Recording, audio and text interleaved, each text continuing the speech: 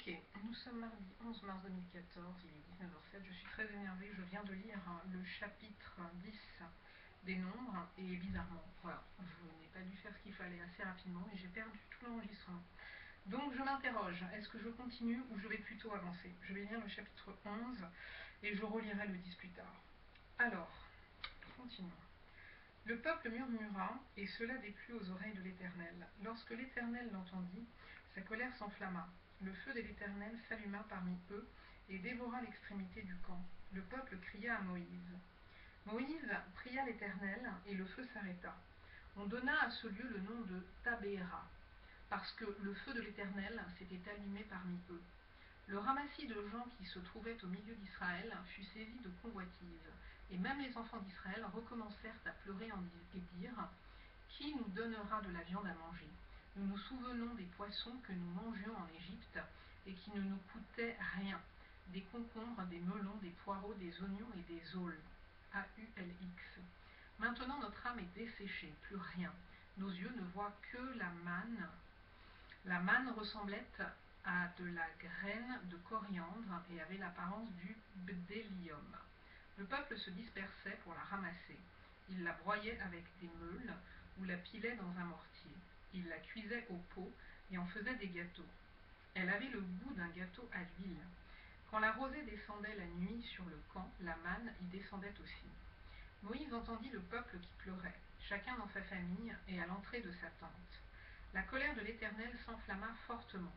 Moïse fut attristé et il dit à l'Éternel, Pourquoi affliges-tu ton serviteur et pourquoi n'ai-je pas trouvé grâce à tes yeux que tu aies mis sur moi la charge de tout ce peuple? Est-ce moi qui ai conçu ce peuple? Est-ce moi qui l'ai enfanté pour que tu me dises, porte-le sur ton sein, comme le nourricier porte un enfant, jusqu'au pays que tu as juré à ses pères de lui donner? Ou prendrai-je de la viande pour donner à tout ce peuple? Où prendrai-je de la viande pour donner à tout ce peuple? Car ils pleurent auprès de moi en disant, donne-nous de la viande à manger. Je ne puis pas à moi seul porter tout ce peuple, car il est trop pesant pour moi. Plutôt que de me traiter ainsi, tue-moi, je te prie, si j'ai trouvé grâce à tes yeux, et que je ne vois pas mon malheur. L'Éternel dit à Moïse, assemble auprès de moi 70 hommes des anciens d'Israël, de ceux que tu connais comme anciens du peuple et ayant autorité sur lui. Amène-les à la tente d'assignation, et qu'ils s'y présentent avec toi. Je descendrai, et là, je te parlerai. Je prendrai de l'esprit qui est sur toi, et je le mettrai sur eux, afin qu'ils portent avec toi la charge du peuple, et que tu ne la portes pas à toi seul. Tu diras au peuple, sanctifiez-vous pour demain, et vous mangerez de la viande, puisque vous avez pleuré aux oreilles de l'Éternel en disant, qui nous fera manger de la viande? Car nous étions bien en Égypte. L'Éternel vous donnera de la viande, et vous en mangerez.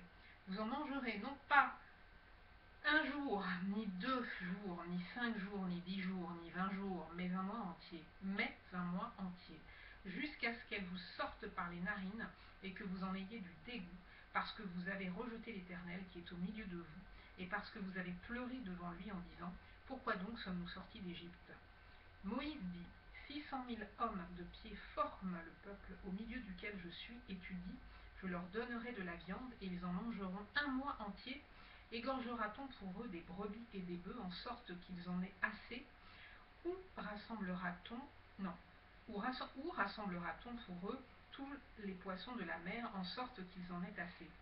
L'Éternel répondit à Moïse, la main de l'Éternel serait-elle trop courte? Tu verras maintenant si ce que je t'ai dit arrivera ou non. Moïse sortit et rapporta au peuple les paroles de l'Éternel.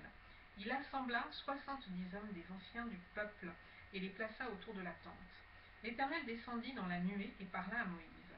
Il prit de l'esprit qui était sur lui et le mit sur les 70 anciens. Et dès que l'esprit reposa sur eux, ils prophétisèrent, mais ils ne continuèrent pas. Il y eut 2 hommes, l'un appelé Eldad et l'autre Médad, qui étaient restés dans le camp et sur lesquels l'esprit reposa, car ils étaient parmi les inscrits, quoiqu'ils ne fussent point allés à la tente. Et ils prophétisèrent dans le camp. Un jeune garçon courut l'annoncer à Moïse et dit, Eldad et Médad prophétisent dans le camp.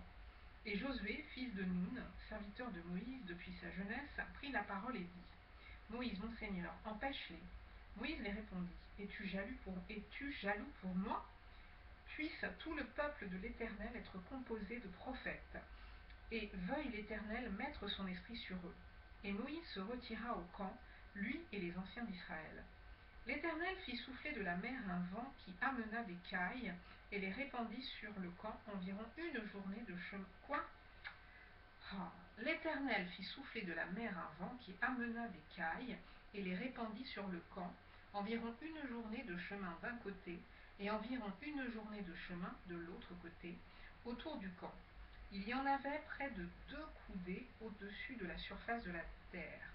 Pendant tout ce jour et toute la nuit, et pendant toute la journée du lendemain, le peuple se leva et amassa les cailles. Celui qui en avait amassé le moins en avait 10 omers. Ils les étendirent pour eux autour du camp. Comme la chair était encore entre leurs dents, sans être mâchée, la colère de l'Éternel s'enflamma contre le peuple, et l'Éternel frappa le peuple d'une très grande plaie. On donna à ce lieu le nom de Kibroth Hattava, parce qu'on y enterra le peuple que la convoitise avait saisi. De Kibroth Hattava, le peuple partit pour Hatséroth, et il s'arrêta à Hatséroth. Ok, j'arrête là et je continue.